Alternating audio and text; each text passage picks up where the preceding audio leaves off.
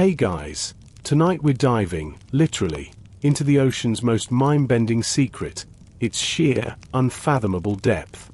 Picture this, you're floating on your back in the Mediterranean, sipping a mocktail, toes skimming the surface. Beneath you, not just water, a vertical labyrinth plunging down 36,000 feet in some places, deep enough to stack 15 Empire State Buildings end-to-end and still have room for the Eiffel Tower. You probably won't survive this journey if you tried it IRL. But that's why we're taking this trip from the safety of your pillow. So, before you get comfortable, take a moment to like the video and subscribe, but only if you genuinely enjoy what I do here. And hey, drop a comment with your location and local time. I'm curious who's listening from a beachfront time zone versus, say, a midnight oil burner in Tokyo. Now, dim the lights, maybe turn on a fan for that soft background hum, and let's ease into tonight's journey together. We start where the ocean seems friendliest, the sunlight zone. This is the top 200 meters, where 99% of the ocean's visible action happens. Coral reefs, dolphins, that one overconfident seagull eyeing your fries. Sunlight penetrates here, fueling photosynthesis, which means it's basically the ocean's version of a bustling downtown. But already, the illusions begin. That sparkling blue water? A trick of the light. In reality, the ocean's hue shifts with depth, chemistry, and even the mood of microscopic algae. And while you're busy admiring sailboats, below you lurks the epipelagic zone, where predator and prey engage in a daily vertical migration so massive it's visible from space. Historians still argue whether ancient Polynesian navigators knew about these hidden layers when they crossed the Pacific using only stars and wave patterns. Here's your first quirky tidbit. The ocean surface is noisy. Not from waves, but from shrimp. Pistol shrimp snap their claws so fast they create cavitation bubbles that implode at 4,700 degrees Celsius, briefly hotter than the sun's surface. It's the loudest natural sound in the sea, and yet you've never heard it. Meanwhile, down where the light starts to fade, creatures already get weird. Take the barrel-eye fish, a transparent-headed freakshow with tubular eyes that rotate like binoculars to spot silhouettes above. Evolution's way of saying, you think this is strange? Buckle up. As you leave the sunlit safety of the surface, the water takes on a darker, more ominous hue. Welcome to the twilight zone. Here, 200 to 1,000 meters down, sunlight is nothing more than a faint memory, like the last traces of a sunset swallowed by night. The pressure is already mounting, squeezing with a force 100 times greater than the surface. If you were here in person, your lungs would collapse like empty soda cans. But since we're just imagining it, let's keep going. This is the realm of living contradictions, creatures caught between two worlds. The lanternfish, for example, migrates every single night from the depths to the surface and back again, the largest movement of biomass on Earth. Billions of them, rising like ghosts to feed under cover of darkness, then vanishing before dawn. And then there's the vampire squid, a relic from the age of dinosaurs that neither squirts ink nor sucks blood. Instead, it turns itself inside out in a bioluminescent panic, spewing glowing mucus to confuse predators. Because, sure, why not? Historians still argue whether early deep-sea explorers like William Beebe truly understood just how alien this layer was when they first descended in their clunky metal bathyspheres. Beebe described it as a world of perpetual midnight, but even he couldn't have predicted the sheer weirdness lurking here. Like the stoplight loose jaw, a fish with a built-in red flashlight under its eyes, red light being invisible to most deep-sea creatures, making it the ultimate stealth predator. Or the siphonophore, a creature so long and delicate it looks like a single organism but is actually a colony of thousands, drifting like a living chandelier in the dark. And then there's the pressure. At these depths, even the most mundane objects become deadly. A styrofoam cup, lowered this far, would shrink to the size of a thimble. A sealed plastic bottle, crushed into a wrinkled lump. It's a reminder that the ocean doesn't just hide its secrets, it guards them. Just when you think the Twilight Zone has shown you all its tricks, the ocean floor delivers a macabre surprise, a whale fall. Imagine a 30-ton grey whale carcass sinking through the darkness, finally coming to rest on the seabed like some sunken cathedral of flesh and bone. What happens next is one of nature's most astonishing recycling programs, a decade-long feast that transforms death into an entire ecosystem. First come the sharks, six-gill and sleeper sharks, their slow metabolisms suddenly kicking into overdrive as they rip away chunks of blubber in a frenzy that can last months. Then the scavengers move in, hagfish, those ancient, slime-covered nightmares, writhing in knots as they bore into the whale skeleton. Their bodies produce so much mucus as a defense mechanism that a single hagfish can turn a 5-gallon bucket of water into goo in seconds. Yes, someone actually tested this. But the real magic starts when the bone-eaters arrive. Zombie worms, officially Ozdacs, drill into the skeleton using acid-secreting bacteria, turning whale bone into a nutrient soup. Their feathery plumes wave in the current like some deep-sea flower arrangement, while the males, well, they never grow beyond microscopic size, living their entire lives as parasitic specks inside the females. Historians still argue whether 19th-century whalers ever noticed these bizarre hitchhikers when they hauled up skeletons, too focused on blubber to spot the tiny pink tendrils clinging to the bones. Here's your quirky tidbit. Whale falls are so rare and valuable that scientists estimate only one happens per 10 square kilometers every century. When researchers dropped a dead whale off the California coast to study it, the entire deep-sea neighborhood showed up like it was Black Friday. Even octopuses moved in, using the ribs as a makeshift apartment complex. And the wildest part? This whole process is basically reverse climate change. As the whale decomposes, it sequesters carbon that would otherwise float up as CO2, making whale falls one of the ocean's sneakiest carbon sinks. Who knew rotting carcasses could be so eco-friendly? Deeper now, past the whale falls, past the last lingering traces of twilight, into the midnight zone. Here, below 1,000 meters, the ocean swallows light whole. No sunbeams, no moonlight, just an endless ink-blot void where the only illumination comes from the creatures themselves. This is the realm of bioluminescent nightmares, where evolution got bored with normal and started drafting designs on hallucinogens. Take the fangtooth fish, for instance. It looks like it lost a fight with a stapler, all jagged teeth and bulging eyes, with a body so disproportionately tiny it's basically a swimming nightmare. Its teeth are so long they don't even fit inside its mouth, forcing it to slide them into specialized sheaths in its head. And yet, it's one of the most successful predators down here, because when you live in a world where meals might come once a month, you make them fit. Then there's the black dragonfish, a literal femme fatale. The females are sleek, jet-black hunters with needle teeth and a built-in headlamp that glows red, a color most deep-sea creatures can't even perceive, making it the ultimate cheat code for stealth attacks. The males? They're tiny, eyeless, and basically just floating sperm banks that latch onto females when they get lucky. Romance isn't dead in the deep. It's just horrifyingly efficient. Historians still argue whether the first deep-sea trawlers in the 1800s accidentally hauled up these monsters and dismissed them as deformed mutants, too freaked out to realize they'd stumbled upon an entire shadow biome. But the real kicker? Some of these creatures might be older than the dinosaurs. The frilled shark, a living fossil with a snake-like body and 300 needle teeth arranged in backward-facing rows, hasn't changed much in 80 million years.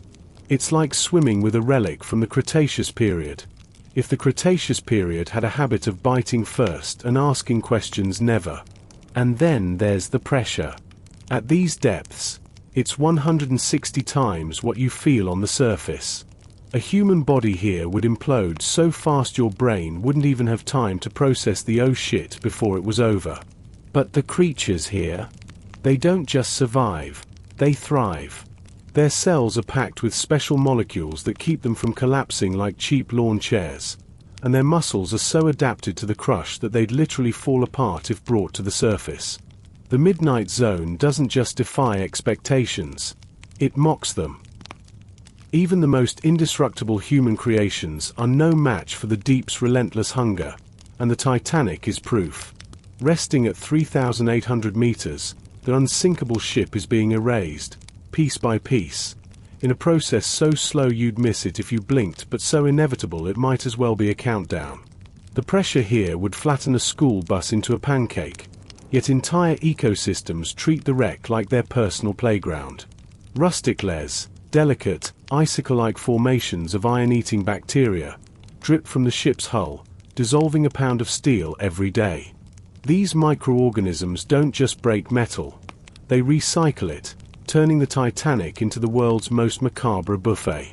Meanwhile, giant isopods the size of house cats scuttle through corridors where first-class passengers once sipped champagne, their segmented shells clicking against rusted chandeliers.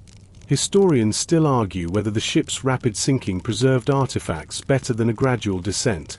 Glass bottles and leather shoes remain eerily intact, while steel walls crumble like stale bread. Here's the morbid twist: the Titanic isn't alone. An estimated 3 million shipwrecks litter the ocean floor, each being consumed in its own way.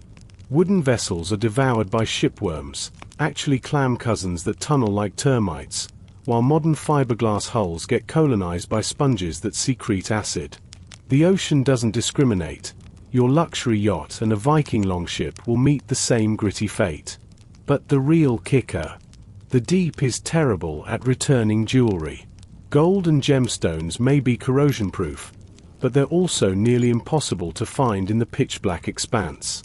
When salvage robots finally retrieved the Titanic safe in 1987, they found soggy banknotes and rotten leather. No diamonds, no cursed necklaces, just the ocean's middle finger to human vanity.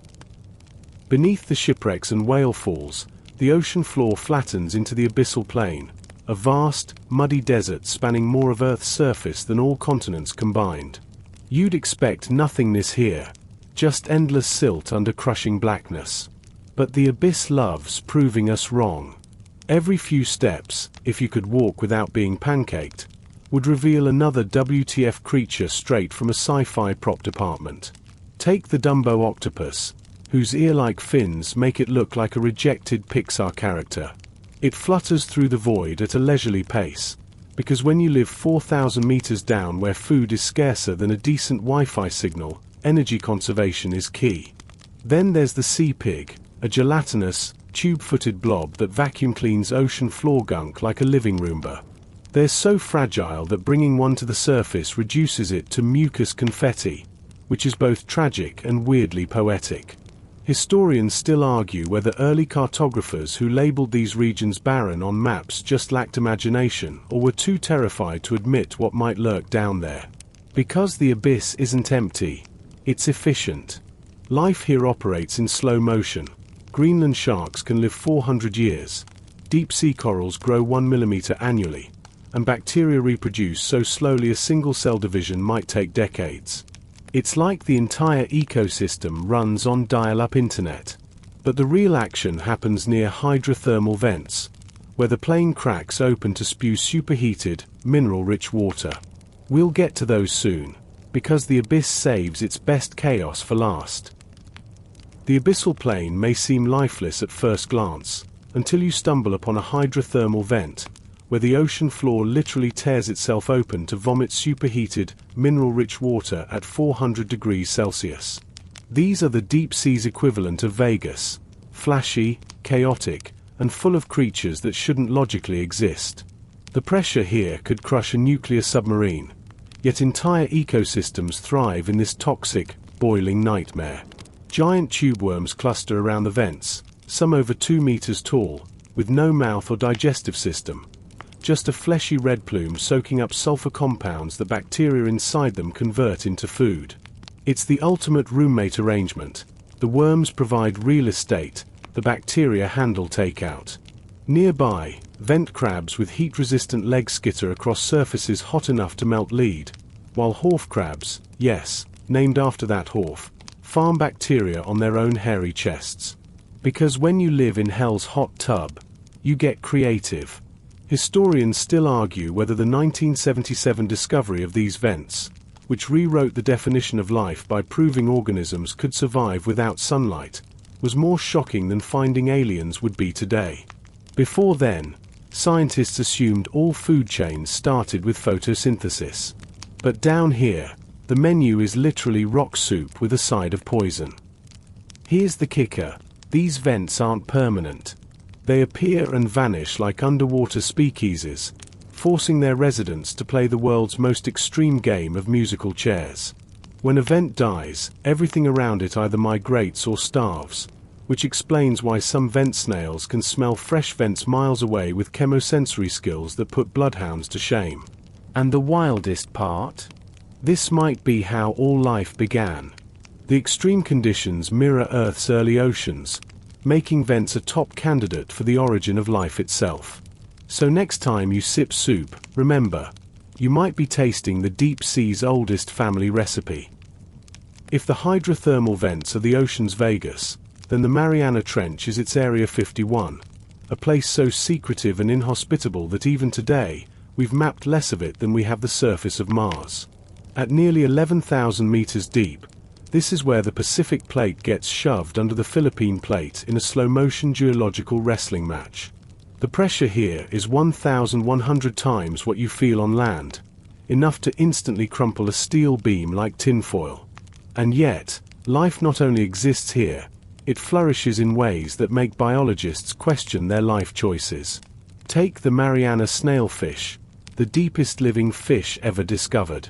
This translucent, tadpole-like creature swims happily at 8,000 meters. Its body so adapted to the pressure that bringing it to the surface causes it to literally melt into goo. Then there's the xenophyrophores, single-celled organisms the size of dinner plates that build intricate skeletons from ocean floor debris. They're like the deep-sea version of hoarders, except their junk piles can take centuries to assemble. Historians still argue whether the first humans to reach the trench, Don Walsh and Jacques Piccard in their 1960 bathyscaphe, even saw these creatures through their tiny porthole, or if the swirling sediment obscured nature's weirdest reality show. What we do know is that the trench holds mysteries we're only starting to grasp. Like the fact that its deepest point, Challenger Deep, is home to floating rocks. Not metaphorically, actual silicate rocks that behave like they're in zero gravity due to the insane pressure altering their density. And then there's the jellyfish problem.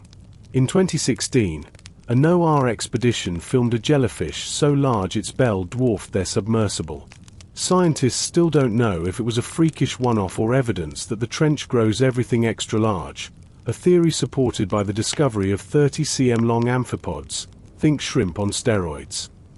The trench doesn't just defy logic, it reinvents it. While scientists are still unraveling the Mariana Trench secrets, mining companies are already eyeing the deep sea's mineral wealth like a gold rush on steroids. The abyssal plains alone contain more nickel, cobalt, and rare earth metals than all land reserves combined, tucked into potato-sized polymetallic nodules that formed over millions of years. The problem? Harvesting them could trigger an ecological catastrophe we're not even equipped to measure. Imagine bulldozers the size of apartment buildings scraping the seafloor, kicking up sediment plumes that could smother entire species before we've discovered them. Or worse, destroying hydrothermal vent ecosystems that took centuries to establish, all for the lithium in your smartphone battery. The industry's solution? Robots, of course, autonomous vacuum machines designed to suck up nodules while, theoretically, sparing fragile habitats. But here's the catch: we've only explored 5% of the deep ocean, meaning we're gambling with a biome we don't understand. Historians still argue whether this mirrors the 19th century whaling industry, which hunted species to near extinction before realizing their ecological importance. Case in point, the scalefoot snail, a vent-dwelling marvel with an iron-plated shell that inspired new armor materials. It was nearly mined into oblivion before scientists documented its existence. The real kicker? These metals are vital for green energy. Electric cars and wind turbines need them. putting environmentalists in a moral bind. Destroy the deep to save the surface, or risk climate collapse. Meanwhile, nations are already staking claims under a legal grey area nicknamed the Wild West of Wet. So next time you upgrade your phone, remember, its guts might come from a place darker than space, where the cost isn't just dollars, it's entire worlds we've yet to see. Let's talk about the most terrifying workplace hazard imaginable: deep-sea submersibles. These high-tech tin cans are all that stand between human curiosity and becoming a pancake at the bottom of the ocean. The physics are brutal. At 4,000 meters down, every square inch of your vessel endures pressure equivalent to an SUV sitting on your thumb. One microfracture in the hull, you've got about 0.2 seconds before implosion turns everything inside into a smoothie. Modern subs like Alvin or Limiting Factor use titanium spheres thicker than a bank vault door, but history's littered with sketchier designs. The 1930s bathysphere was basically a steel ball dangling from a fraying cable, with its occupants peering through quartz windows that could have cracked like eggshells. And in 2019, the Triton 36002 proved even billionaire-funded tech isn't foolproof when a minor electrical issue left its crew powerless in the Mariana Trench. Imagine sitting in complete darkness, 11 kilometers down, while engineers topside debate whether to send another sub to rescue the first sub. Historians still argue whether early deep-diving pioneers truly grasped the risks. Take Auguste Piccard's 1948 FNRS-2 which surfaced with its hatch bent inward from pressure, meaning every second underwater, the ocean was actively trying to pop the sub like a champagne cork. Here's your nightmare fuel. Implosion isn't just fast, it's hot. The collapsing air ignites briefly at temperatures rivaling the sun's surface, vaporizing everything before the cold rushes back in. It's why we've never found bodies from the Thresher submarine disaster. They essentially disappeared at 2,400 meters. Yet we keep going back. Because as one pilot put it, the deep doesn't care about your resume. Either your tech holds, or you become part of the food chain. Even in the crushing silence of the deep, the ocean screams, not with waves or whale songs, but with sounds so bizarre they've sparked decades of scientific detective work. Meet the bloop, a ultra-low frequency noise recorded in 1997 that was loud enough to reverberate across 5,000 kilometers of Pacific Ocean. For years, theorists swore it matched the vocalizations of a creature larger than any known whale. Cue the Chulhu fanfiction. The truth? An icequake, where a collapsing Antarctic glacier mimicked a monster's roar. But the deep still guards stranger frequencies. There's Julia, a 1999 vibration that sounded like a ghost dragging chains across the seafloor, actually an iceberg scraping bedrock. Or the Train, an endless metallic rhythm near Canada's coast that defense agencies once suspected was Soviet tech, until biologists realized it was mating fish vibrating their swim bladders.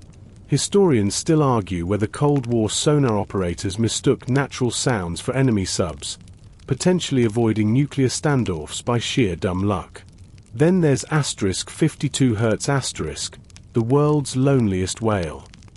Its call, at a frequency no other whales use, has trailed the Pacific since the 80s, prompting documentaries and conspiracy theories. Is it a hybrid? A malformed soloist? Or just the ocean's way of trolling romantics? But the creepiest noises are the ones we can't explain. Like the slow down, a 7-minute deceleration noise near Antarctica with no geological or biological explanation. Or the upsweep, a seasonal pulsing that's been ongoing since star 1991 star with no identifiable source. The ocean isn't just deep, it's chatty, and we've barely learned its language.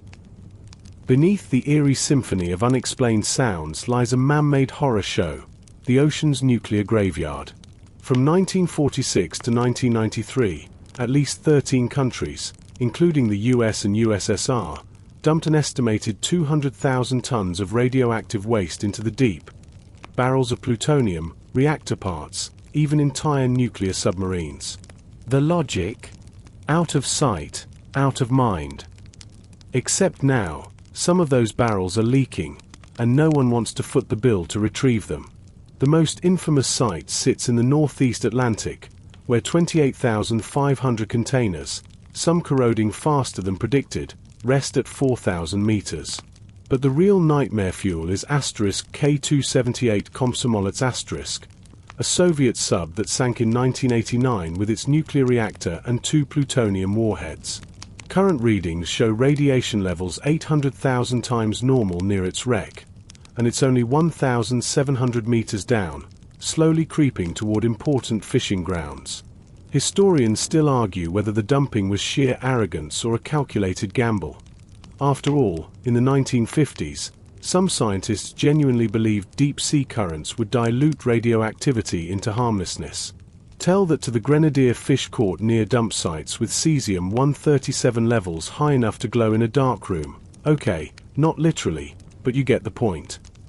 Here's the kicker: retrieving this waste might be more dangerous than leaving it. A 2022 study found that disturbing the barrels could release radioactive plumes reaching surface ecosystems within weeks. So we're stuck in a lose-lose game where the ocean's depth, once a convenient hiding place, is now a ticking time bomb we can't defuse. The bitter irony: the same pressure that crushes submarines into scrap metal is the only thing keeping some of these barrels intact. Mother Nature's playing warden to our nuclear sins. Against all odds, humans have touched the deepest point on Earth, not with robots, but in fragile submersibles barely thicker than a soda can. In 2019, explorer Victor Vescovo plunged to Challenger Deep in the limiting factor, a $48 million titanium pod designed to withstand pressures that could crumple a nuclear submarine like a beer can. His discovery? A plastic bag and a candy wrapper at the bottom of the Mariana Trench. Vescovo's dive wasn't just about depth, it revealed how thoroughly we've contaminated even the most inaccessible places.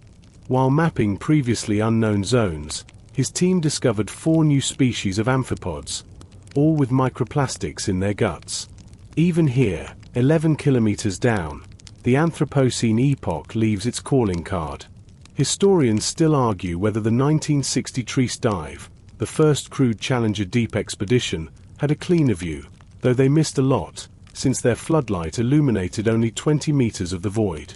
At least they avoided the existential horror of finding a Gatorade bottle in the abyss, as a 2021 unmanned expedition did. But Vescovo's mission proved something astonishing: life thrives even here. Snailfish dart between rocks, giant amoebas called xenophyrophores build labyrinths from sediment, and bacteria eat the very rocks themselves. The deepest part of the ocean isn't a dead zone, it's a frontier.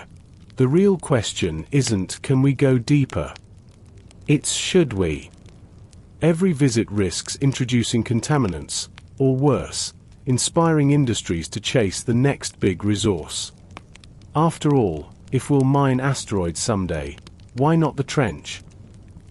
The deepest parts of Earth's oceans may seem alien, but they're practically cozy compared to what might lurk beneath the ice shells of Europa and Enceladus.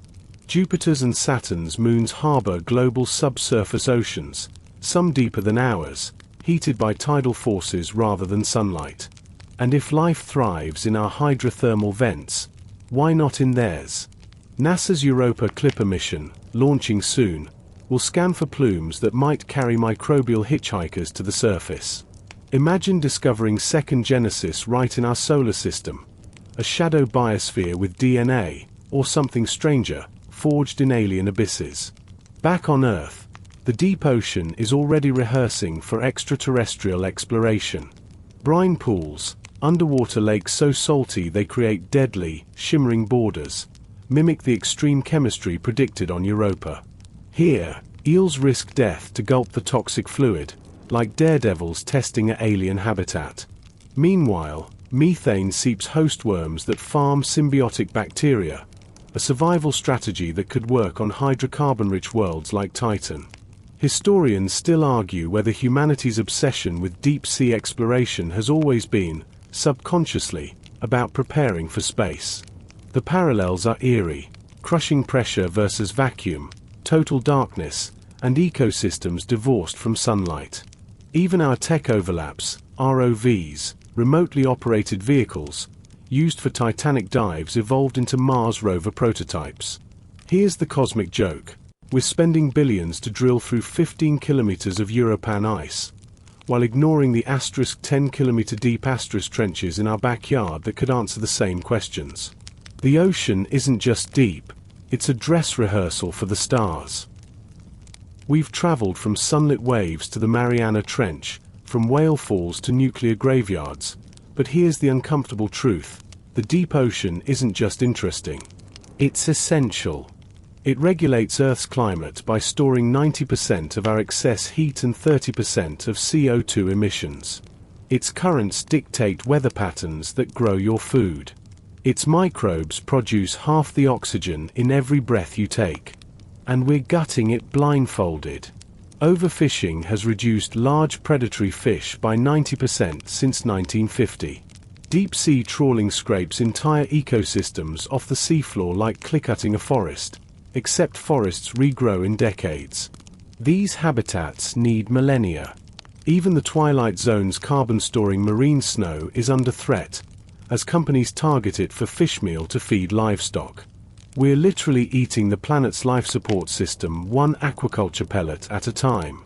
Historians will likely argue whether the 21st century was when we finally woke up, or when we passed the point of no return. The 2023 UN High Seas Treaty was a start, protecting 30% of international waters by 2030. But treaties can't fix what we don't understand. We've classified only 10% of deep-sea species.